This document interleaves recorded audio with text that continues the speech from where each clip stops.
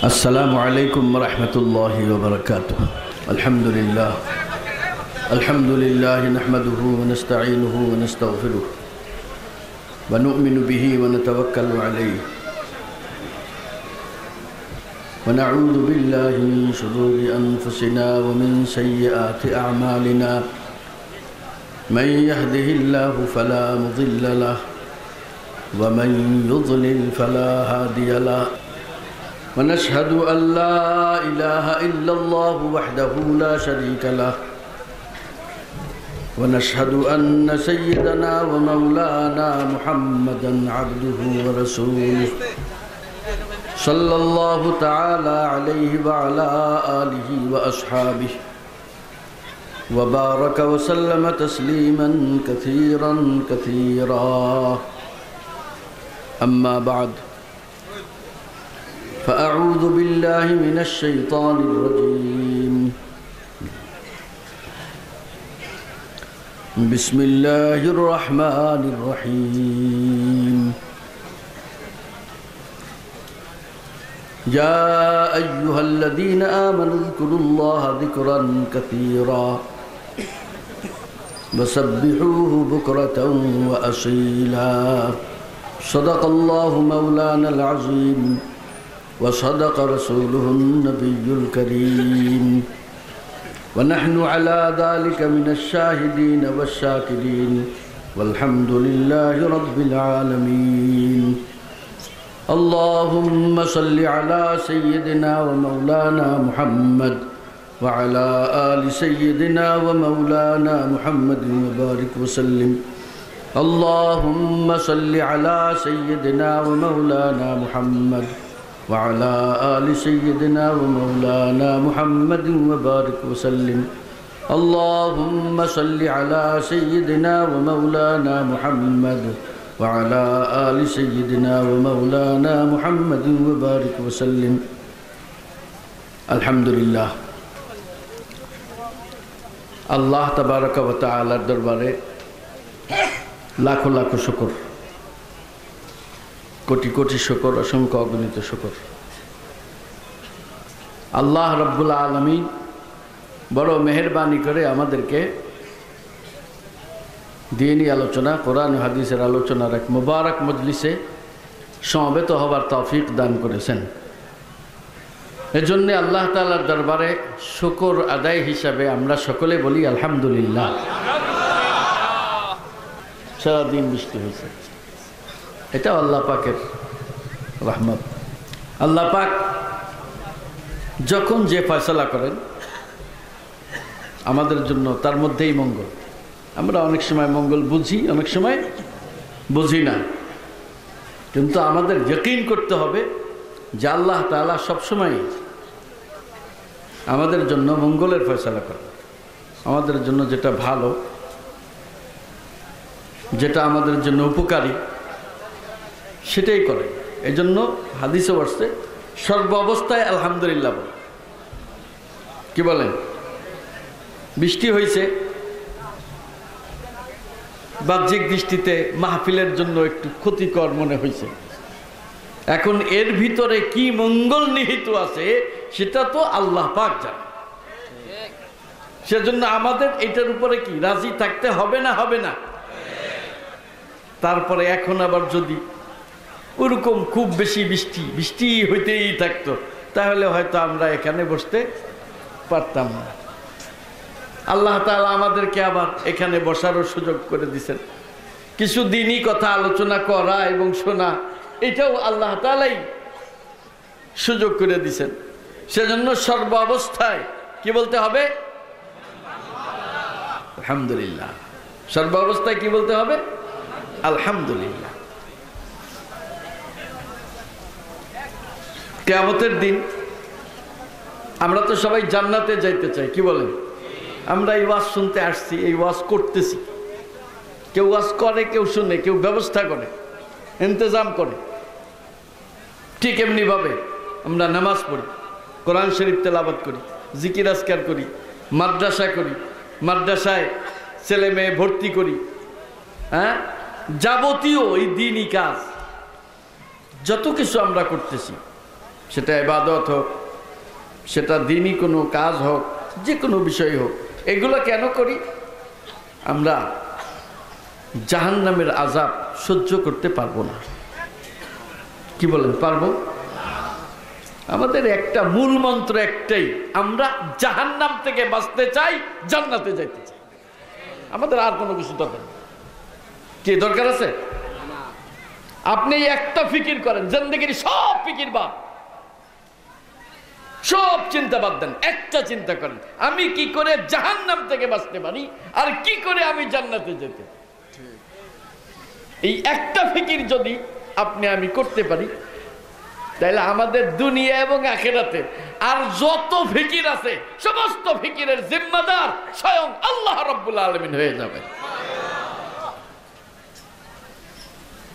হাদিস, মান জাআলা হুমুমাহু হাম্মান ওয়াহিদা, মান জাআলা হুমুমাহু হাম্মান ওয়াহিদা কাফাহুল্লাহু হাম্মা দুনিয়াহু। আল্লাহ, আমান তাশাআবাত বিহিল হুমুম আহওয়ালুদ দুনিয়া লাম ইউবালিল্লাহু ফি আইয়ি ওয়াদিন হালাক আও কামা ক্বালা আলাইহিস সালাতু ওয়াস সালাম। রাসূল আকরাম সাল্লাল্লাহু আলাইহি ওয়াসাল্লাম ইরশাদ করেন, যে ব্যক্তি তার সব চিন্তাকে এক চিন্তা বানাইছে, অর্থাৎ সে আর কোনো চিন্তা নেই, একটাই তার চিন্তা, হাম্মা আখিরাত, আখিরাতের চিন্তা। আখিরাতের চিন্তা কি? আখিরাতে আমি ধরা না পাই, আখিরাতে আমি জাহান্নাম থেকে বাঁচতে পারি, জান্নাতে যাইতে পারি। কেন, এর চেয়ে বড় সফলতা আর কিছু নেই। ফামান যুহজিহা আনিন নার ওয়া উদখিলাল জান্নাতা ফাকাদ ফাজ আমাল হায়াতুদ দুনিয়া ইল্লা মাতাউল গুরুর। আমার উস্তাদ শেখুল হাদিস আল্লামা আজিজুল হক রাহমাতুল্লাহ আলাইহি বলেন, যে দুনিয়াতে কত রকমের পাস আছে। প্রাইমারি পাস করে, হাই স্কুল পাস করে, কলেজ পাস করে, ইউনিভার্সিটি পাস করে না? আবার মাদ্রাসায় পাস করে, হেফজখানায় পাস করে, জামাতখানায় পাস করে না? মৌলানা পাস করে, মুফতিয়ানা পাস করে না? হ্যাঁ, আবার মেম্বারি পাস করে, চেয়ারম্যানই পাস করে, হ্যাঁ, উপজেলা চেয়ারম্যানই পাস করে, এমপি সংসদ সদস্য এইখানেও পাস করে। এরকম পাস কত রকমের পাস আছে না? না আছে। হ্যাঁ, আমার উস্তাদ শেখুল হাদিস আল্লামা আজিজুল হক, বিশ্ববিখ্যাত আলেম, বিশ্ববরেণ্য হাদিস বিশারদ, তিনি বলে কে পাস তো সবাই করে, আল্লাহর কাছে কোন পাসটা গ্রহণযোগ্য? আসল পাস কোনটা? কোন পাসটা আসল পাস? হুজুর বলেন যে আল্লাহ পাক আসল পাস কোনটা সেটা আল্লাহ কই দিয়েছে। ফামান যুহজিহা আনিন নার ওয়া উদখিলাল জান্নাতা ফাকাদ ফাজ, যে জাহান্নাম থেকে বাইচে গেল আর জান্নাতে প্রবেশ করতে পারলো, এই হলো আসল পাস করলো। আমরা এটা চাই না? না চাই? জাহান্নাম থেকে বাঁচতে চাই আর জান্নাতে যাইতে চাই, বাস আমাদের এই একটাই ফিকির, আর কোনো ফিকির, একটাই ফিকির। এই দুইটা, জাহান্নাম থেকে বাঁচা আর জান্নাতে যাওয়া, এই দুইটার জন্য একটা জিনিস। এই দুইটার আবার সারমর্ম একটার মধ্যে, বলবো নাকি এটা? সেটা হলো কি, সেটা যে কোনো ভাবে আপনি যদি আল্লাহকে রাজি করতে পারেন, বাস একটার মধ্যে। কিন্তু সব কিছু দুইটার মধ্যে আছে। কি? জাহান্নাম থেকে বাঁচতে চাই আর কি চাই? জান্নাত চাই। আর কোনো কিছু দরকার আছে? এই দুইটাও লাগবে না, এই দুইটা আবার একটার মধ্যে আছে। সেটা কি? আল্লাহকে রাজি করা। সেটা কি? আল্লাহকে যদি আপনি রাজি করতেই পারেন, যদি আল্লাহকে রাজি করতেই পারেন, বাস আপনি জাহান্নাম থেকে বাঁচবেন, আপনি জান্নাত, শুধু জান্নাত আর জাহান্নাম না, এই দুনিয়াতেও আল্লাহ পাক আজীব আজীব ধরনের ঘটনা ঘটে আপনাকে দেখাবে। কাকে রাজি করতে হবে? খাজা আজিজুল হাসান মজজুব রহমতুল্লাহ আলী বলেন, जो तू मेरा तो सब मेरे, फलक मेरा जमी मेरी। अरे जो तू मेरा तो सब मेरे, फलक मेरा जमी मेरी। अगर एक तू नहीं मेरा तो कोई शय नहीं मेरी। क्यों परवरदिगार। खाजा আজিজুল হাসান মজজুব আবেগ প্রবণ লোক, যার দিলের মধ্যে আল্লাহ পাকের ইশকের আগুন পয়দা হয়ে যাবে। আল্লাহ পাক তার ভিতরে আবেগ সৃষ্টি করে দিবেন, আর ভিতরে যখন আবেগ থাকবে, ইশক থাকবে, প্রেম থাকবে, প্রেমের আগুন জ্বলবে, তখন জবান দিয়া সুন্দর সুন্দর কথা, মজাদার কথা বের হইতে থাকবে। কি বলে, কে जो तू मेरा तो सब मेरे, फलक मेरा जमी मेरी। ও পরবর্তীকার, আল্লাহর সাথে কথা কয়। কার সাথে কথা কয়? আমরা সুযোগ পাইলে কার সাথে কথা কই?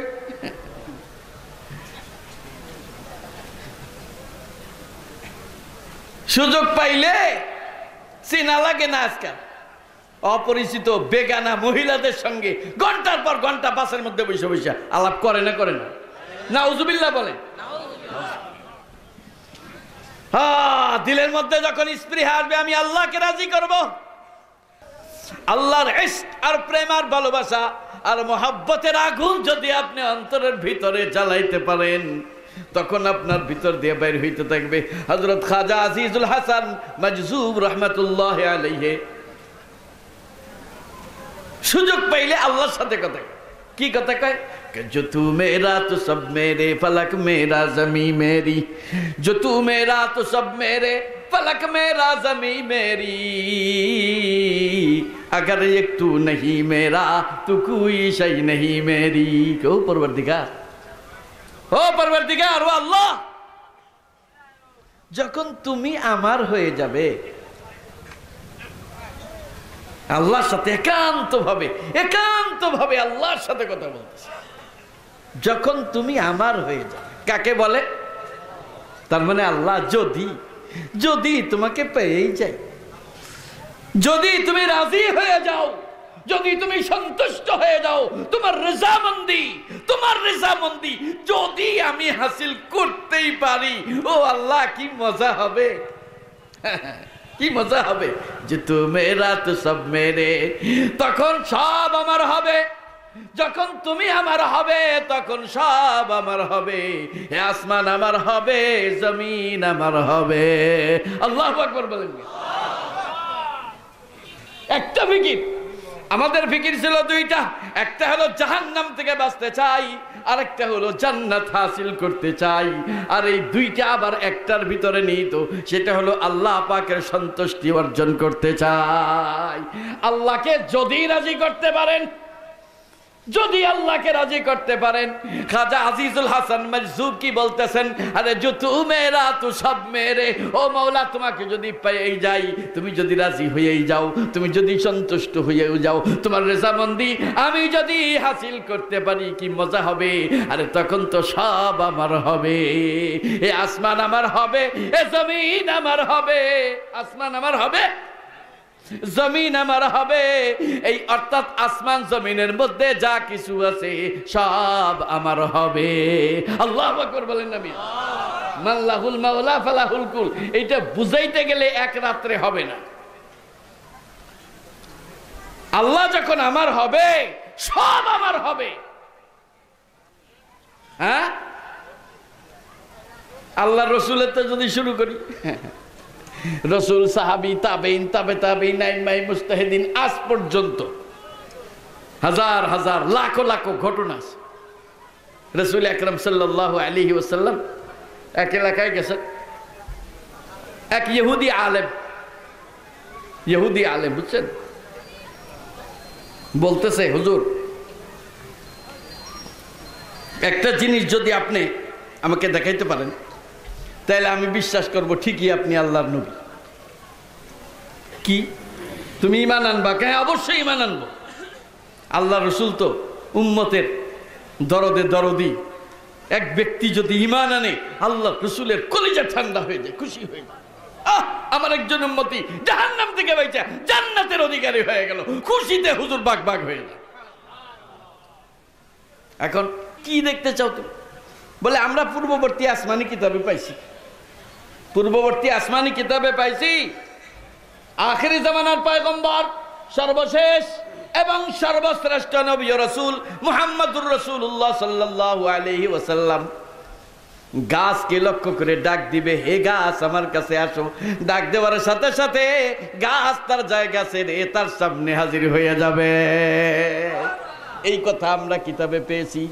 আপনি যদি ঠিকই সেই সাইয়্যিদুল মুরসালিন সর্বশ্রেষ্ঠ এবং সর্বশেষ নবী মুহাম্মদুর রাসূলুল্লাহ সাল্লাল্লাহু আলাইহি ওয়াসাল্লাম আল্লাহ রাব্বুল আলামিনের প্রতি পয়গম্বর, যেই পয়গম্বরের প্রতিশ্রুতি আল্লাহ পাক দিয়েছেন পূর্ববর্তী সমস্ত পয়গম্বরের কাছে, সেই প্রতিশ্রুত পয়গম্বর যদি আপনি হন, ওই দেখছেন কতগুলি গাছ, দেখছি তো, আপনি ডাকেন তো দেখি আসে নাকি?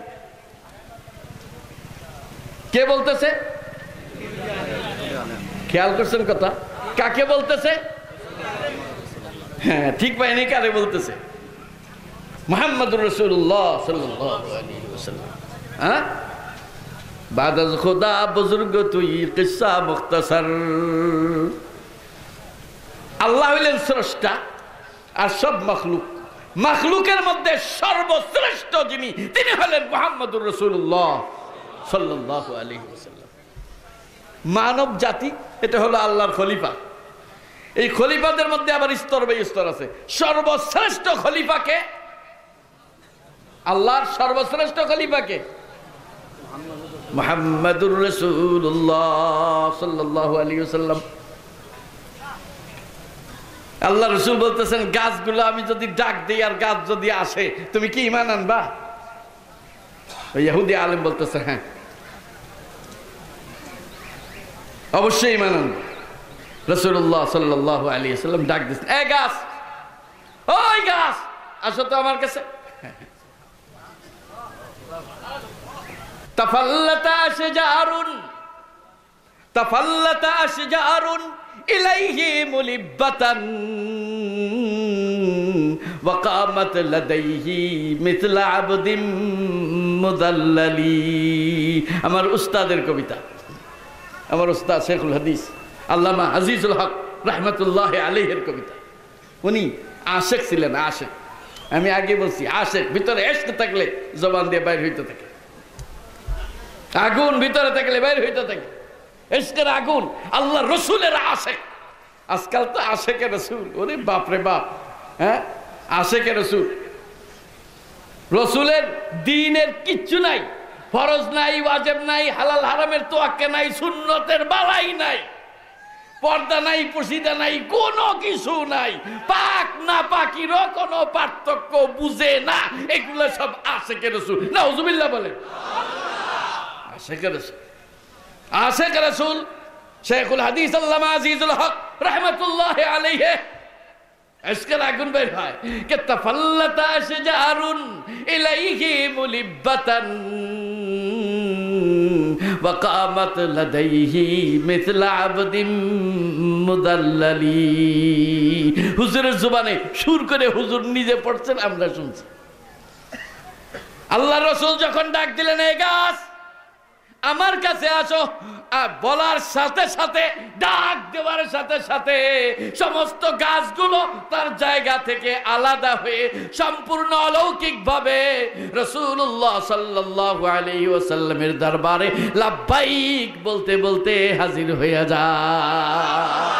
তাফাল্লাতা আশজারুন ইলাইহি মুলিব্বাতান, মুলিব্বাতান মানে লাব্বাইক বলতে বলতে গাছ বলতেছে, লাব্বাইক ইয়া রাসূলুল্লাহ, হে আল্লাহর রাসূল আমরা হাজির।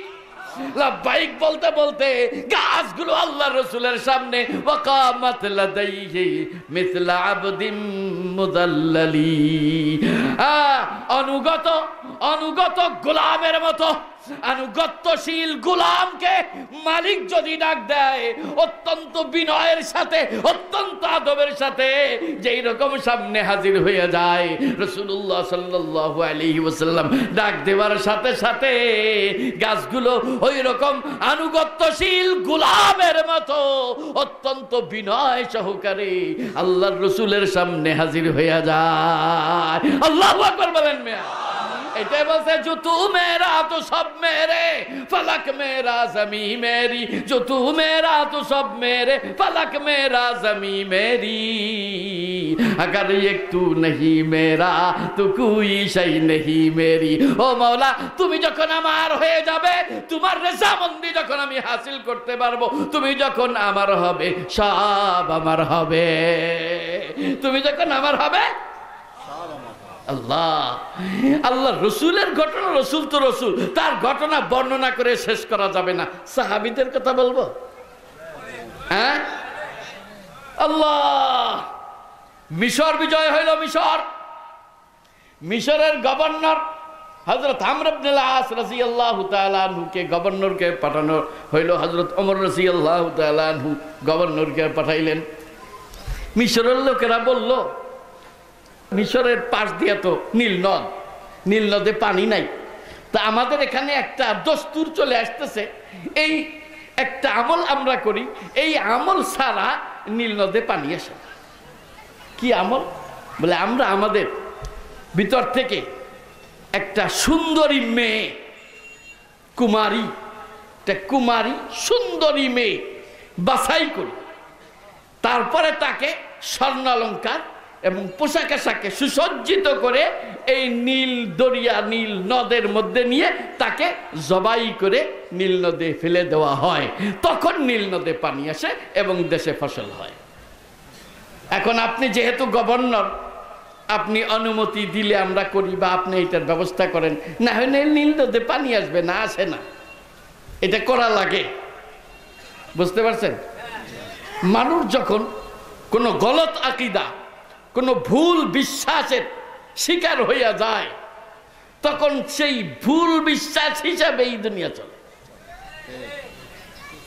দুনিয়াতে তো হিসাব নিকাশ হবে আখিরাতে হিসাব নিকাশ হবে কোথায় আখিরাতে সেদিন ফয়সালা হবে তুমি জান্নাতে যাবা না জাহান্নামে যাবা হ্যাঁ এটার পার্থক্য কিরকম আমাদের নানুপুরি হুজুর হযরত মাওলানা সুলতান আহমদ নানুপুরি রহমতুল্লাহ আলী উনি একটা উদাহরণ দিতেন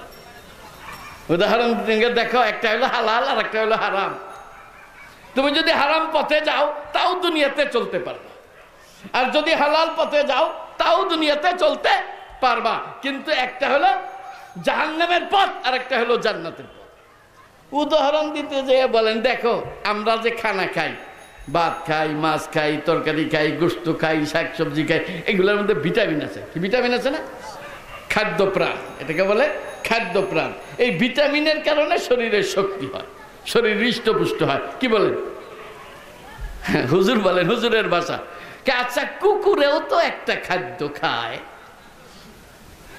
না হ্যাঁ ওইটার মধ্যে ভিটামিন আছে না আছে অবশ্যই আছে ওটা তো সব ভিটামিনের নির্যাস বা ভিটামিনের সমষ্টি সব ভিটামিনের সমষ্টি আর ভিটামিন যদি ওর মধ্যে নাই থাকতো তাহলে কুকুরটা এত হৃষ্টপুষ্ট হইল কেমনে কুকুরে একটা খাদ্য খায় তারও শরীর মোটা তাজা হয় আমরা একটা খাদ্য খাই আমাদেরও শরীর ঠিক থাকে কিন্তু একটা হলো হালাল কুকুরের জন্য না আমাদের জন্য একটা হলো হালাল আর একটা হলো হারাম বুঝেন একটা হলো জান্নাতের পথ আর একটা হলো জাহান্নামের পথ তো মিশরের ওই অবস্থাটা মিশরের তখনকার গভর্নর আমর ইবনে আল-আস রাদিয়াল্লাহু তাআলা আনহুর কাছে বলা হইল তিনি চিঠি লিখলেন হযরত ওমর রাদিয়াল্লাহু তাআলা আনহুর কাছে আমিরুল মুমিনিন খলিফাতুল মুসলিমিন ওমর ইবনুল খাত্তাব রাদিয়াল্লাহু তাআলা আনহু মিশরে তো গভর্নর বানায় আমারে পাঠাইলেন কিন্তু মিশরের এই অবস্থা এই মিশরবাসী বলতেছে একটা কুমারী সুন্দরী মেয়েকে এরকম সুসজ্জিত করে নীল নদে জবাই করে দিতে হবে নাইলে পানি আসবে না এখন আপনি কি বলেন আমর ইবনে আল-আস রাদিয়াল্লাহু তাআলা আনহু কি জানেন না যে এটি কঠিন গুনাহ কি কিন্তু যেহেতু তিনি আমিরের অধীন তার কি আছে আমির আছে হ্যাঁ কারণ এই আমিরের হুকুম ছাড়া তিনি কিছু করতে পারবেন না এই জন্যই তিনি চিঠি লিখছেন হযরত ওমর রাদিয়াল্লাহু তাআলা আনহু দেখেন ইতিহাস সাক্ষী ওমর রাদিয়াল্লাহু তাআলা আনহু দুইটা চিঠি লেখেন। একটা লেখেন গভর্নরের প্রতি আমর ইবনে আস রাদিয়াল্লাহু তাআলা আনহুর প্রতি, আরেকটা চিঠি লেখেন এটার প্রেরক হলো আমিরুল মুমিনিন ওমর ইবনুল খাত্তাব, আর ওইটার প্রাপক হলো নীলনদ। ওই চিঠির প্রাপক কে? আমর ইবনে আসকে বললেন তোমার কিছুই করা লাগবে না, আমি যে আরেকখানা চিঠি তোমার কাছে পাঠাইলাম এই চিঠিখানা নীল নদের মধ্যে ফেলে দাও। ওই চিঠির মধ্যে কি লেখা?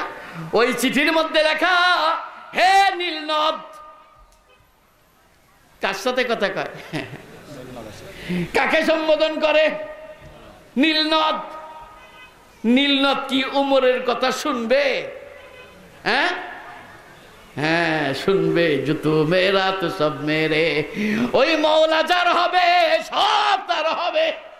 আমি যদি মওলার গোলাম হইতে পারি সব আমার গোলাম হবে। আল্লাহু আকবার। ওমর রাদিয়াল্লাহু তাআলা আনহু চিঠি লেখেন, হে নীলনদ, তুমি যদি তোমার নিজের ইচ্ছায় জারি হয়ে থাকো তোমার পানির আমাদের কোনো দরকার নাই। আর তুমি যদি আল্লাহ পাক সৃষ্টিকর্তা, রক্ষাকর্তা, পালনকর্তা, বিধানদাতা, শান্তিদাতাকে, সবকিছুর স্রষ্টাকে, রবকে, মালিককে, রক্ষাকর্তাকে, পালনকর্তাকে, বিধানদাতাকে, আইনদাতাকে, শান্তিদাতাকে, মুক্তিদাতাকে, রিজিকদাতাকে, হায়াতের মালিককে, আরে জোরে বলেন মৌতের মালিককে, সব কিছুর মালিককে আল্লাহ। ও নীলনদ, তুমি যদি সেই সৃষ্টিকর্তা, রক্ষাকর্তা, পালনকর্তা, বিধানদাতা, আইনদাতা, শান্তিদাতা, মুক্তিদাতা, রিজিকদাতা, হায়াতদাতা, মৌতদাতা, ইজ্জতদাতা, বেইজ্জতদাতা, সব কিছুর যিনি মালিক সেই মাওলায়ে কারীমের হুকুমে যদি তুমি জারি হও তাহলে আমি সেই মাওলার গোলাম, আমি সেই মাওলার গোলাম ওমর ইবনুল খাত্তাব বলতেছি ওই আল্লাহর হুকুমে জারি হইয়া যাও। আল্লাহু আকবার। जो तू मेरा तो सब मेरे, मौला তুমি যখন আমার হবে সব আমার হবে। ওমর রাদিয়াল্লাহু তাআলা আনহুর এই চিঠি আমর ইবনে আস রাদিয়াল্লাহু তাআলা আনহু মিশরবাসীকে বললেন, শুনো মিশরবাসী, শুনো শুনো শুনো, আমিরুল মুমিনিনের কাছে আমি চিঠি লিখেছিলাম, তোমাদের এই অবস্থা আমি জানাইছি। তিনি নীল নদের নামে একটা চিঠি লেখা আমার কাছে পাঠাই দিছে, আমাকে বলছে এই চিঠিটা নীল নদকে দিয়ে দাও। মিশরের দিনদার যারা তারা তো বুঝতে পারছে, কিন্তু অধিকাংশ মানুষে মনে করতেছে কোন পাগলের রাজত্ব শুরু হইল, কোন পাগলের রাজত্ব শুরু হইল। নীল নদ নদীর নামে চিঠি লেখে দেখার জন্য সব মানুষ ভিড় করছে, কৌতূহল জাগছে, দেখি কি হয়। এক পাগলে আরেক পাগলের কাছে চিঠি লেখে পাঠাই দিছে, এই পাগল আবার সেই পাগলের চিঠি নিয়া নীল নদের কাছে দিতে যায়। পাগলের রাজত্ব আরম্ভ হয়ে গেল। আল্লাহ হাজার হাজার মানুষ ভিড় করছে দেখার জন্য।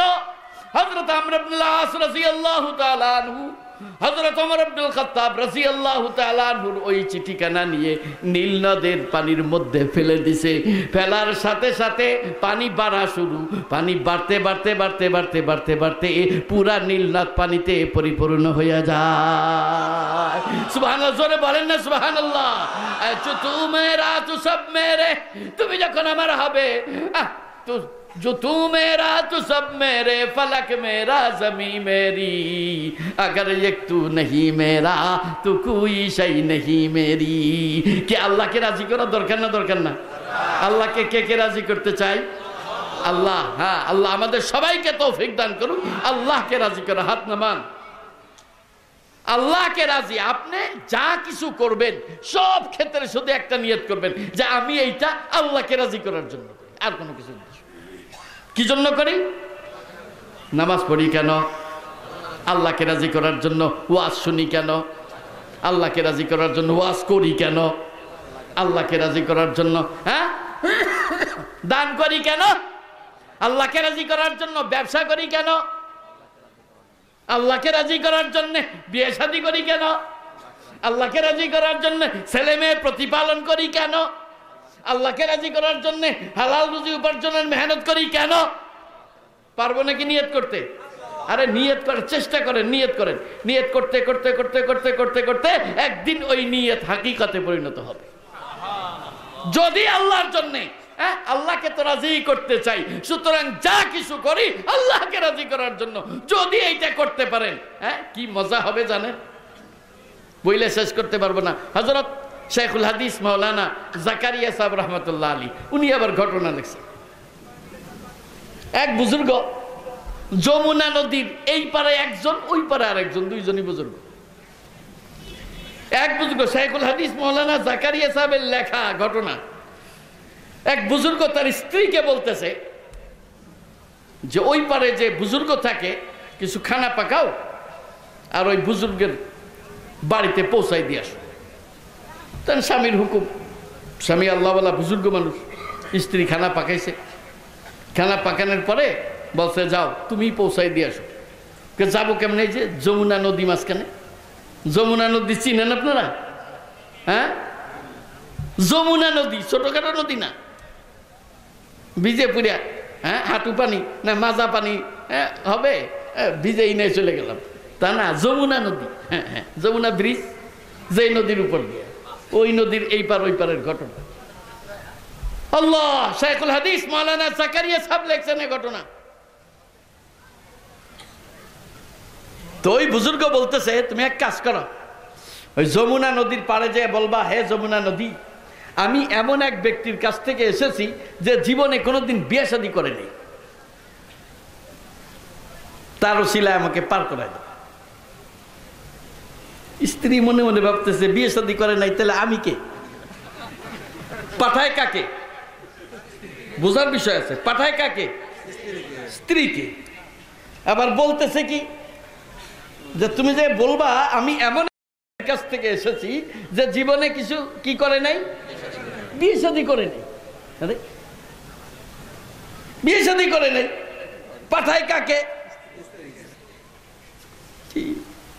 আসলে আল্লাহ পাকের এশক যখন ভিতরে পয়দা হয়ে যায়, তাহলে যাদের মধ্যে এশকে নাই ওরা দেখবে সব পাগল আর পাগল। সাহাবায়ে কেরাম যদি আমাদেরকে দেখতেন, আমাদেরকে বলতেন কাট্টা মুনাফিক মুনাফিক মুনাফিক। আর আমরা যদি সাহাবীদেরকে দেখতাম কইতাম পাগল পাগল পাগল। আল্লাহ, আজীব ব্যাপার। স্ত্রী মনে মনে ভাবে আল্লাহ আল্লাহ কারবার বুঝিও না কিছু। আচ্ছা যাই তো দেখি। হ্যাঁ, আমি তার স্ত্রী আমারে পাঠাইতেছে, আবার কয়ে দিতেছে কি যে এমন লোকের কাছ থেকে আসছি যে বিয়ে শাদী করে। হ্যাঁ, আচ্ছা যাই। যমুনা নদীর তীরে যায় বলতেছে হে যমুনা নদী, আমি এমন ব্যক্তির কাছ থেকে এসেছি যে জীবনে বিয়ে শাদী করে নাই, তুমি আমাকে তার ওসিলায় পার করাইয়া দাও। এই কথা বলার সাথে সাথে যমুনা নদীর ভিতর দিয়ে এমন সুন্দর রাস্তা হয়ে গেছে, ওই মহিলা অনাসে পার হইয়া চলে গেছে। ওই বুজুর্গের বাড়ি যখন খানা পৌঁছাইছে, ওই বুজুর্গ খবর পাইছে যে ওই পারের অমুক ব্যক্তি খানা পাঠাইছে। আল্লাহ ওয়ালাদের খানার মধ্যে নূর থাকে, আল্লাহ ওয়ালাদের খানার মধ্যে নূর থাকে। হেও খানা সাথে সাথে খাইছে, ভালো মতন খাইছে, পেট ভরে খাইছে। খাইয়া টাইয়া এই ভাণ্ড ভণ্ড যা দিয়ে দিছে, ওই মহিলা ওই ভাণ্ড ভণ্ড নিয়ে রওনা দিছে। এখন চিন্তা করতেছে যে পার তো হয়ে আসলাম ওই বুজুর্গের কথা কয়ে, এখন যাবো কেমনে? তো ঘরের মধ্যে করতেছে আমি এখন যমুনা নদী পার হবো কেমনে? তো ঘরের মহিলারা বুজুর্গকে বলছে, বুজুর্গ বলছে যে তাকে বলে দাও যমুনা নদীর তীরে যাইয়া বলবে হে যমুনা নদী, আমি এখন এমন এক ব্যক্তির কাছ থেকে আসলাম যে জীবনে কোনোদিন খানা পিনা করে নাই। খানা পিনা করছে না করে নাই? এই মাত্র যা খানা নিছিল সব খেয়ে ফেলেছে। জীবনে কোনোদিন খানা পিনা করে নাই, সেই লোকের ওসিলায় আমাকে রাস্তা দিয়ে দাও। উনি চিন্তা করতেছে যে ওই বুজুর্গ কয়ে দিলে এক কথাই নিয়ে আবার আরেক কথা কইতেছে। আচ্ছা ঠিক আছে, হ্যাঁ যমুনা নদী, এমন লোকের কাছ থেকে আসছি যে জীবনে খানা পিনা করে নাই, পার করে দাও। আবারে সাথে সাথে এইবারও রাস্তা হয়ে গেছে। পার হয়ে আইসা স্বামীরে বলতেছে, স্বামী স্ত্রী তো, বলতেছে যে আজকে একটা নতুন জ্ঞান লাভ হইল। কি? আল্লাহর কাছে মিথ্যে কথাটারই দাম বেশি।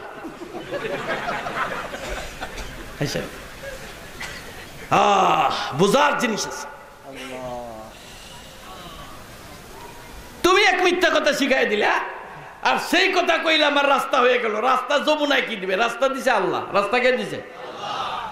উনি আবার আরেক মিথ্যা কথা শিখাই দিল, সেই কথা কইলাম, এইবারও রাস্তা হয়ে গেল। তাইলে তো দেখা যায় যে আল্লাহর কাছে মিথ্যা কথারই দাম বেশি।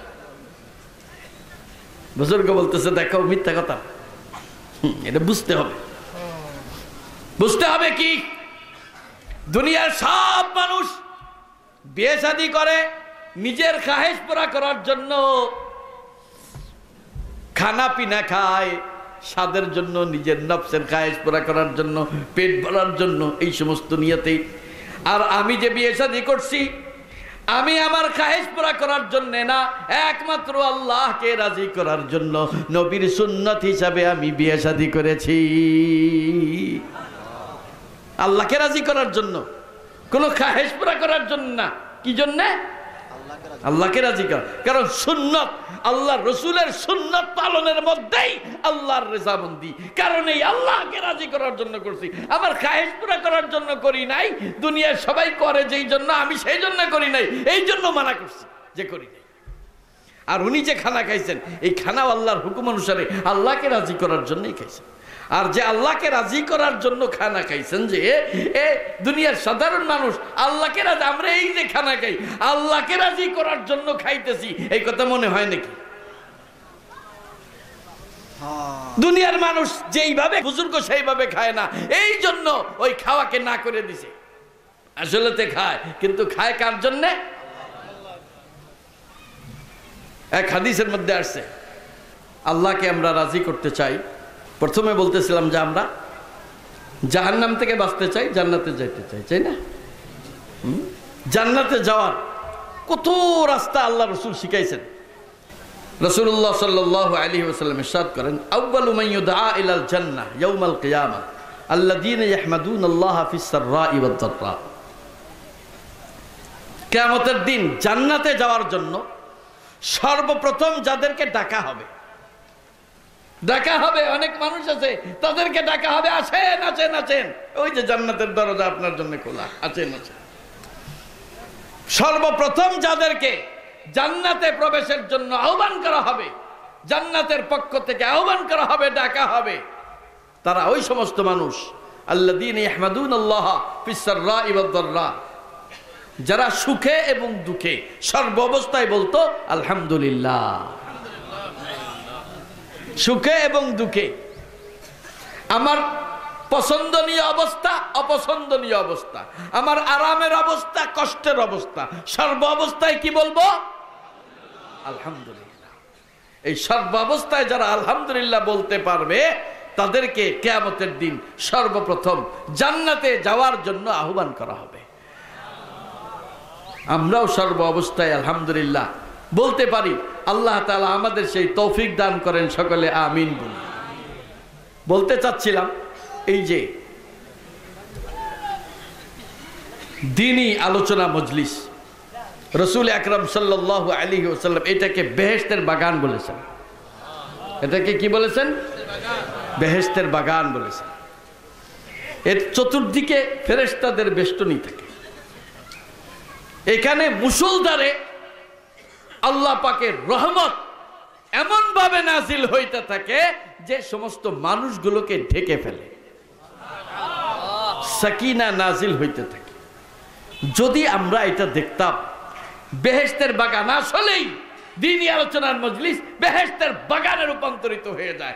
যদি আমরা এটা দেখতাম, তাহলে আমাদের কেমন লাগতো? এই মাঝখানে খালি জায়গা থাকতো না, আর আশপাশে কোনো মানুষ থাকতো না, সব এখানে এসে এত মানুষ ভিড় জমাইতো যে এই আশপাশ এলাকায়ও সংকুলন হইতো না, যদি তারা দেখতো যে এই জায়গাটা বেহেশতের বাগানে রূপান্তরিত হয়ে গেছে। আল্লাহ রসুলকে আল্লাহ তাআলা দেখাইছে, আল্লাহ রসুলকে আল্লাহ তাআলা দেখাইছে। বুখারী শরীফের হাদিসে আসছে রাসূলুল্লাহ সাল্লাল্লাহু আলাইহি ওয়াসাল্লাম একদিন নামাজের মধ্যে দাঁড়ায় একবার পিছে চলে আসে, আবার আগে চলে গেছে, আবার হাত দিয়ে এরকম কি যেন ধরতে যায়। আরে নামাজের মধ্যে হাঁটাচলা করলে নামাজ ভঙ্গ হয়ে যায়, কিন্তু আল্লাহ রসুল যিনি শিখাইছেন স্থির হয়ে নামাজ পড়তে হবে, সে আল্লাহ রসুল নামাজের মধ্যে পিছে চলে আসতেছে, আবার নামাজে দাঁড়ানো অবস্থায় সামনে চলে যাচ্ছে, হাত দিয়ে কি যেন ধরতে। তখন আগে অবশ্য নামাজের মধ্যে কথা বলা জায়েজ ছিল, কিন্তু ওই সময় নামাজের মধ্যে কথা বলা নিষেধ হয়ে গেছে। নামাজের কিছু অবস্থা আছে প্রথম দিকে যেরকম ছিল পরের দিকে ওরকম না, বুঝতে পারছেন? এইগুলো আবার যারা বুঝে না তারা আবার একটু ভেজাল করে, বুঝতে পারছেন? নামাজে প্রথম হলো কি ঘন ঘন হাত উঠা, যতবার উঁচা হওয়া আর নিচা হওয়া আছে নামাজের মধ্যে প্রত্যেকবারে হাত উঠানো, এটা নামাজের মধ্যে আগে ছিল। এটা কমতে কমতে কমতে কমতে কমতে সর্বশেষ আছে এক অবস্থা, প্রথম একবার আল্লাহু আকবার হাত উঠানো আর হাত উঠানো নেই, বুঝতে পারছেন?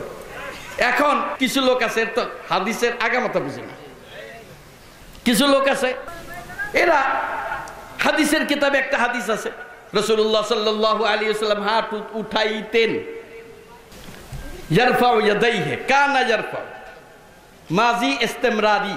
মাজি ইস্তেমরারি কাহাকে বলে? এটা মনে হয় পেটে গুলি মারলেও কইতে পারবে না।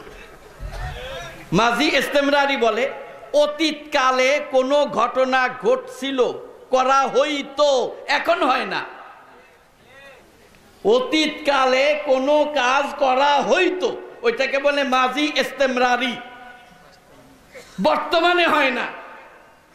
এখানে আব্দুল্লাহ ইবনে ওমর রাদিয়াল্লাহু তাআলা আনহু মাজি ইস্তেমরারি ব্যবহার করছে। রাসূলুল্লাহ সাল্লাল্লাহু আলাইহি ওয়াসাল্লাম হাত উঠাইতেন, মানে প্রথম দিকে উঠাইতেন, এখন উঠান বা পরে উঠাইছেন সে কথা বলেন নাই। আব্দুল্লাহ ইবনে ওমর রাদিয়াল্লাহু তাআলা আনহু এই হাদিস শুনেছেন, যাদের সামনে তিনি বলেছেন তারাই দেখেছেন আব্দুল্লাহ ইবনে ওমর রাদিয়াল্লাহু তাআলা আনহু হাত উঠান না। প্রথম একবার তাকবীরে তাহরিমার সময় হাত উঠান, এরপরে আর হাত উঠান না। তারা জিজ্ঞাসা করলেন, আপনি না হাদিস বর্ণনা করলেন রাসূলুল্লাহ সাল্লাল্লাহু আলাইহি ওয়াসাল্লাম যখন রুকুতে যাইতেন হাত উঠাইতেন, রুকুতে উঠে আবার হাত উঠাইতেন, আপনি দিয়ে উঠান না। কারে আমি কি কইছি? হুজুর সাল্লাল্লাহু আলাইহি ওয়াসাল্লাম জীবনের শেষ পর্যন্ত এরকম করছেন তা তো বলি নেই।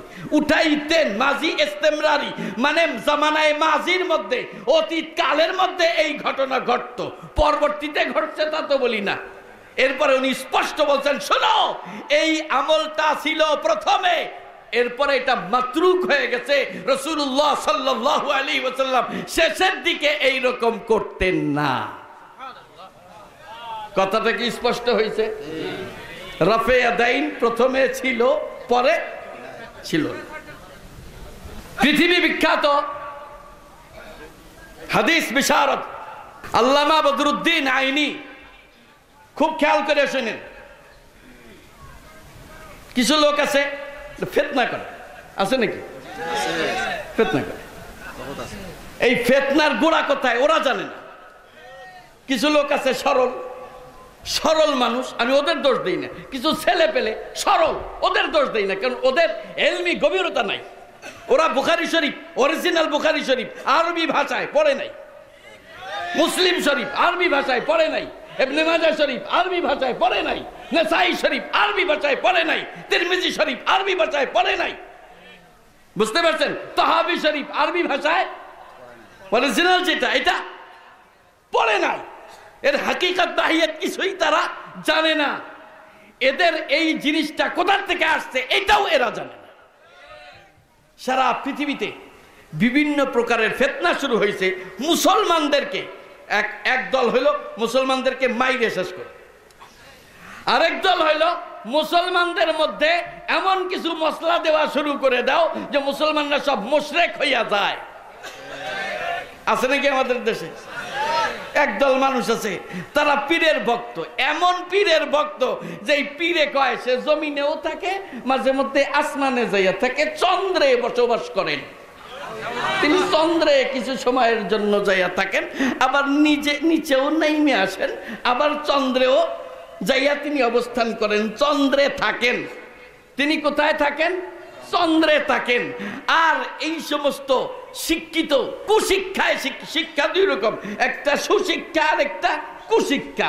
কুশিক্ষায় শিক্ষিত বড় বড় পণ্ডিতরা ওই ভণ্ড যা বলে ওইটা বিশ্বাস করে। হ্যাঁ হ্যাঁ, আমাদের হুজুর ঠিকই চন্দ্রে অবস্থান করেন। নাউজুবিল্লাহ বলেন। হুজুর রে এমন অবস্থা হয়ে গেছে যে বেশ কিছু উম্মতের মধ্যে একটা ফেরকা, বেশ কিছু সংখ্যক তারা মুশরিক হয়ে গেছে এই সমস্ত ভণ্ডদের অনুসারী হইয়া। ঠিক না বেটি? এটাও কিন্তু দুনিয়াতে একটা প্রচেষ্টা চলতেছে। ঠিক আরেকটা আছে, উম্মতের মধ্যে মারামারি লাগাই। উম্মতের মধ্যে কি লাগাও?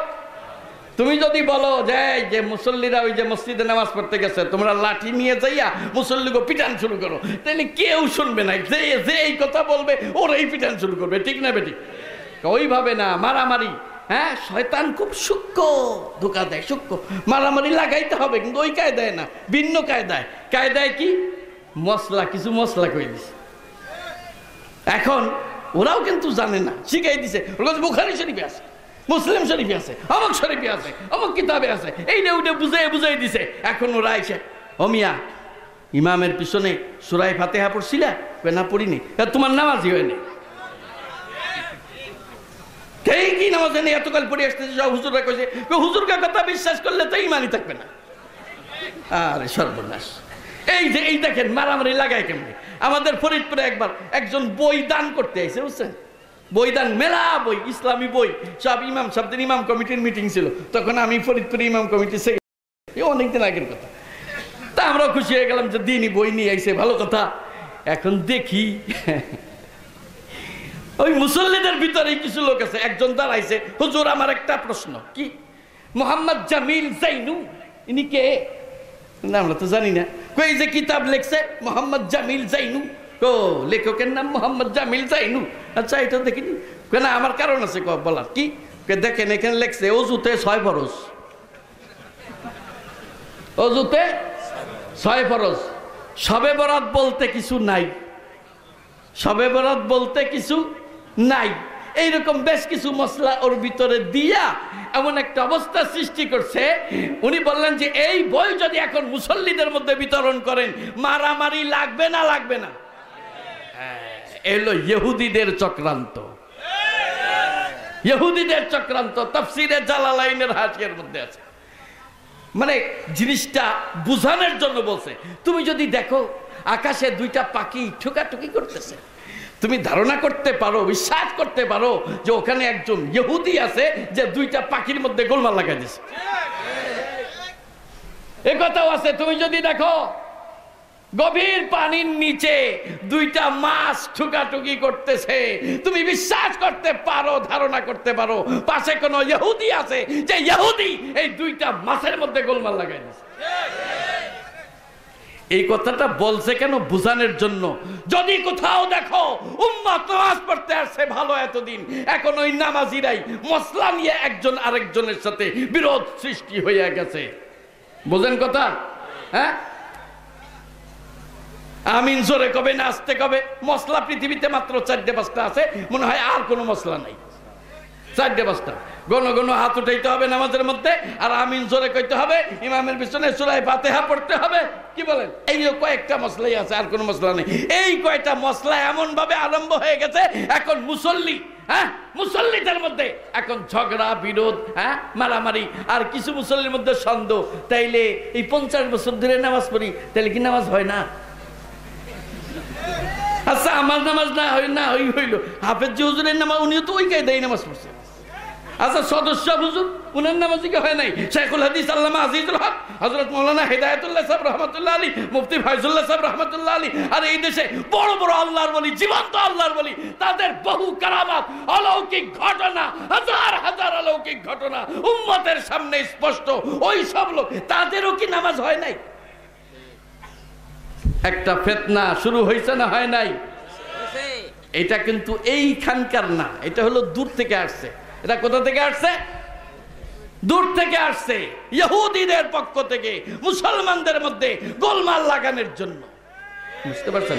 এই জন্য খবরদার, স্পষ্ট আপনি জানেন আর নাই জানেন, ইয়াকিন করেন আমাদের আকাবের উলামায়ে কেরাম যেই সমস্ত মশলা কিতাব থেকে আপনাদের সামনে এতদিন পর্যন্ত বলে আসছেন, যেটার উপরে আমরা আমল করে আসছি, অত্যন্ত দলিল ভিত্তিক এবং সবচাইতে মজবুত দলিল হলো হানাফি মাযহাবের দলিল।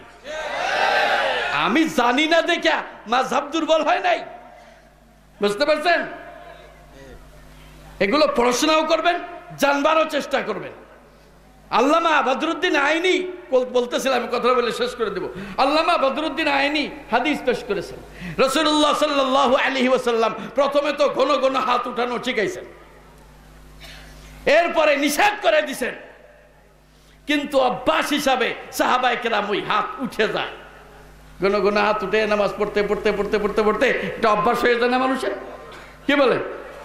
আল্লাহ রসুল দেখলেন যে এটা তো থামানোর কোনো দরকার। দেখেন স্পষ্ট হাদিস, আল্লামা বদরুদ্দিন আইনি কিতাবের মধ্যে হাদিস পেশ করেছে। হুজুর একদিন দেখলেন যে নামাজ সাহাবীর এরকম পরে হাত উঠাইতেছে। হুজুর বললেন, মালি আরাকুম রাফি'i আইদিকুম কাযনাবি খাইলিন শামসিন উসকুনু ফিস সালাহ। হাদিসের আগাগোড়া সব জানতে হবে। মালি, কি হলো আমার? আরাকুম, আমি তোমাদেরকে দেখি, রাফি'i আইদিকুম, ঘন ঘন হাত উঠাও, ঘন ঘন হাত উঠাও, এই অবস্থা আমি তোমাদেরকে দেখতেছি। মালি আরাকুম রাফি'i আইদিকুম কাযনাবি খাইলিন শামসিন, পাগলা ঘোড়ার লেজ উঠানোর মতো। কাযনাবি খাইলিন শামসিন, পাগলা ঘোড়ার লেজ উঠানোর মতো ঘন ঘন হাত উঠাও। তোমাদেরকে এরকম হাত উঠাইতে আমি দেখি, কারণ উসকুনু ফিস সালাহ, নামাজের মধ্যে স্থির হয়ে যাও। তার মানে ঘন ঘন হাত উঠাবা না। যিনি হাত বারবার উঠানোর হাদিস রওয়ায়াত করলেন আব্দুল্লাহ ইবনে ওমর রাদিয়াল্লাহু তাআলা আনহু, তাকে যখন জিজ্ঞাসা করা হলো, তিনি বললেন এটা ছিল আগে, এটা মাতরুক হয়েছে রাসূলুল্লাহ সাল্লাল্লাহু আলাইহি সাল্লামের পরের আমল এরকম না, অর্থাৎ এটা আগের আমল ছিল, পরে এটা মানসুখ হয়ে গেছে। কথাটাকে আমি বুঝাইতে পারছি? এরকম প্রত্যেকটা মসলা, দাল্লিনের মসলা, সূরা ফাতিহার মসলা, প্রত্যেকটা বিষয় খুবই স্পষ্ট দালিলিক আলোচনা আছে, কিন্তু সেটা আমার আজকে করার সুযোগ নাই। আমি শুধু এতটুকু কথা বলবো যে এই জাতীয় ফিতনা যদি কোথাও দেখেন, তখন আল্লাহর ওয়াস্তে বলবেন যে ভাই এই ঝগড়াটা বন্ধ, এই ঝগড়াটা বন্ধ করে দেন। এরকম কোন ঝগড়া কোন মসজিদের মধ্যে, মুসল্লিদের মধ্যে যেন এই ঝগড়া না হয়। কেউ যদি ঝগড়া করতে আছে, তখন হাতে পায়ে ধরে বুঝে তাকে থামাই দিবেন যে না, এই ঝগড়া চলবে না। বুঝতে পারছেন? মসলা হলো আল্লাহ, যারা মুজতাহিদ, ইজতিহাদ, কোরআন হাদিস বুঝেন এবং তা থেকে মাসালা বের করার মতো যোগ্যতা রাখেন, যেমন ইমাম আবু হানিফা, ইমাম আবু ইউসুফ, ইমাম মুহাম্মদ, ইমাম শাফিঈ, ইমাম আহমদ ইবনে হাম্বল, ইমাম বুখারী রাহমাতুল্লাহ আলাইহি, ইনারা হাদিস কোরআন থেকে মসলা বের করে সেই অনুসারে আমল করবেন। কিন্তু যারা হাদিস কোরআন থেকে স্পষ্ট মসলা বের করার যোগ্যতা রাখেন না, যারা যোগ্যতা রাখেন, তাদের তাকলিদ করা ছাড়া তাদের আমল করার দ্বিতীয় কোনো পথ নাই। কথাটা বুঝাইতে পারছি? আমি যদি মসলা বের করতে পারি কোরআন হাদিস থেকে, তাইলে তো আমি আমার এটার উপরে আমল করব। কিন্তু আমার যদি সেই যোগ্যতা না থাকে, তাইলে যিনারা বের করে রাইখে গেছেন তাদের সেই কথা আমাকে মানতে হবে।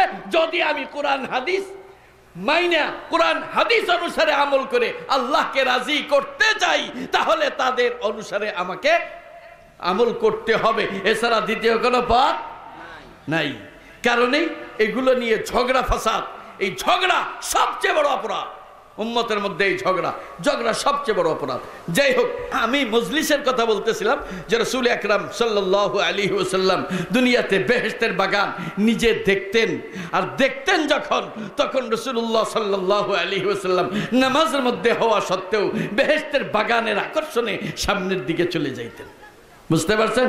হুজুরকে যখন জিজ্ঞাসা করা হয়েছে, হুজুর বলছেন যে যখন তোমরা দেখেছো আমি পিছের দিকে হটতেছি, তখন আমি সামনে জাহান্নামের আগুন দেখতে পাইছি, তখন আমি ভয়ে ভীত হয়ে পিছনের দিকে সরে গেছি। আর যখন তোমরা আমাকে দেখেছো আমি সামনের দিকে যাইতেছি, হাত দিয়ে কি যেন ধরতে যাচ্ছি, আমি তখন দেখি আমার সামনের জায়গাটা বেহেশতের একটা বাগানে রূপান্তরিত হয়ে গেছে। আঙ্গুরের গাছগুলো, আঙ্গুরের লতাগুলো কি সুন্দর আকর্ষণীয়, ওর ভিতরে আঙ্গুরের ছড়াগুলো দেখা যাচ্ছে। আমার হাত, আমি নামাজের মধ্যে হওয়া সত্ত্বেও আমার হাত ওই আঙ্গুরের ছড়া ধরার জন্য সামনে চলে গেছে, ধরতে গেছে। যদি আমি ওখান থেকে এক ছড়া আঙ্গুর ছিঁড়ে আনতাম আর তোমাদের সামনে পেশ করতাম, আর তোমরা যদি খাওয়া শুরু করতে, খাইতে খাইতে খাইতে খাইতে কিয়ামত পর্যন্ত খাইও জান্নাতের এক ছড়া আঙ্গুর খতম করতে পারতে না। আল্লাহ রসুল বেহেশতের বাগান দেখেছেন। আমরা যদি দেখতাম এই দ্বীনি আলোচনার মজমা এটা বেহেশতের বাগানে রূপান্তরিত হয়ে গেছে, আমি বলছিলাম যে কেমন যে লাগতো। আর এখানে কত লক্ষ লক্ষ মানুষের সমাগম হইতো, কোনো প্রকারেই এখানে জায়গা দেওয়া সম্ভব হইতো না, এত মানুষের ভিড় হইতো যদি সবাই দেখতো যে এই জায়গাটা আজকের জন্য বেহেশতের বাগানে রূপান্তরিত হয়ে গেছে। আল্লাহর রসুল যখন বলছেন বেহেশতের বাগান, এটা ঠিকই বেহেশতের বাগান হয়েছে না হয় নাই? إذا مررتم برياض الجنة فارتعوا قيل يا رسول الله وما رياض الجنة قال حلق الذكر। রাসূলুল্লাহ সাল্লাল্লাহু আলাইহি সাল্লাম বলেন, তোমরা যখন জান্নাতের বাগানের কাছ দিয়ে যাও তখন খুব বিচরণ করো, জান্নাতের ফল ভক্ষণ করো। সাহাবায়ে কেরাম জিজ্ঞাসা করলেন, ইয়া রাসূলুল্লাহ বেহেশতের বাগান কি? ওমা রিয়াদুল জান্নাহ। হুজুর বলেন, হিলাকুজ যিকির, জিকিরের মজলিস, অর্থাৎ আলোচনার মজলিস। কিসের আলোচনা? আল্লাহর কথা আলোচনা, জান্নাতের কথা আলোচনা, জাহান্নামের কথা আলোচনা, ঈমানি আলোচনা, আমলের আলোচনা। যেই আলোচনা শুনতে শুনতে মানুষের ঈমান পুখতা হয়, ইয়াকিন বাড়ে, আমলের স্পৃহা পয়দা হয়, জাহান্নামের ভয় পয়দা হয়, আল্লাহর কাছে জান্নাত চাইতে থাকে, জাহান্নাম থেকে পানাহ চাইতে থাকে। এই রকম আলোচনার মজলিসকে বলে জিকিরের মজলিস। এরকম আলোচনার মজলিসকে কি বলে? জিকিরের মজলিস। তাইলে এইটা একটা জিকিরের মজলিস। আল্লাহ রসুলের বর্ণনা হিসাবে বেহেশতের বাগান এইরকম মজলিস আজকে না, শুধু আপনারা ঘরের মধ্যেও কায়েম করবেন। প্রতিদিন কিছু সময় যদি ফাজাইলের কিতাব থেকে আপনি অল্প সময় ছেলে মেয়ে নিয়ে বসে একজন পড়লো আর কয়েকজনের শুনলো, যে কয়েকজনের সাক্ষাৎ করা যায় শরিয়াতে, ওই কয়েকজন একসাথে বসে প্রতিদিন নিয়মিত যদি আপনি একটা একটা হাদিস শুনতে থাকেন, রাসূলুল্লাহ সাল্লাল্লাহু আলাইহি ওয়াসাল্লামের সিনাই মুবারকের নূর আপনাদের সিনার মধ্যে আসতে থাকবে এবং এটা বেহেশতের বাগানে রূপান্তরিত হবে। এটার উপরে আল্লাহ পাকের রহমত নাজিল হবে। আপনার বাড়ি, আপনার ঘর আল্লাহ পাকের রহমতে ভরে যাবে। আল্লাহ পাক আমাদেরকে আমল করার তৌফিক দান করেন। আমিন। ওয়া আখিরু দাওয়ানা আনিল হামদুলিল্লাহি রাব্বিল আলামিন।